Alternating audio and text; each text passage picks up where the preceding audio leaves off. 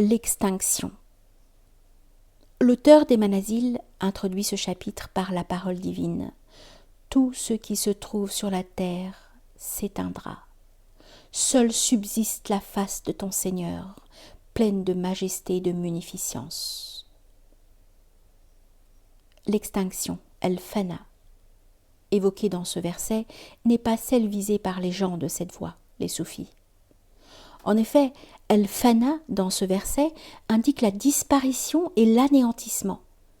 Ceci est du même ordre que les deux versets suivants. Tu mourras, et eux aussi mourront. Et l'autre verset, tout homme goûtera la mort.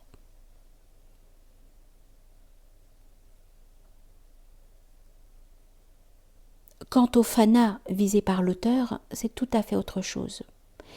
Il s'agit de l'extrême attachement et de sa finalité, c'est-à-dire une rupture totale par rapport à tout ce qui n'est pas Dieu, qu'il soit exalté, sous tous les rapports. C'est pourquoi l'auteur ajoute immédiatement « el-fana » dans ce chapitre, c'est l'annihilation de tout ce qui est en deçà de Dieu au plan de la science, puis au plan de la négation, puis au plan de l'effectivité. Il s'agit des 3 degrés de l'annihilation que le serviteur reçoit progressivement comme touche mystique. En effet, lorsque Dieu, qu'il soit glorifié, fait progresser son serviteur en illuminant son intérieur et son esprit par la science, celui-ci voit alors qu'il n'y a pas d'autre créateur que lui, qu'il n'y a pas d'autre Seigneur que lui, qu'aucun autre en dehors de lui ne possède le pouvoir de nuire, d'apporter le profit, de donner, d'empêcher, qu'aucun autre ne mérite vraiment qu'on l'adore.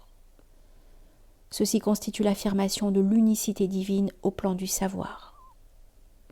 Ensuite, lorsque Dieu, qu'il soit glorifié, fait élever son serviteur d'un degré supérieur, il lui fait voir comment toutes les actions se ramènent à ses actes, comment ces actes se ramènent à ses noms et à ses qualités sublimes, et comment ces qualités subsistent par son essence.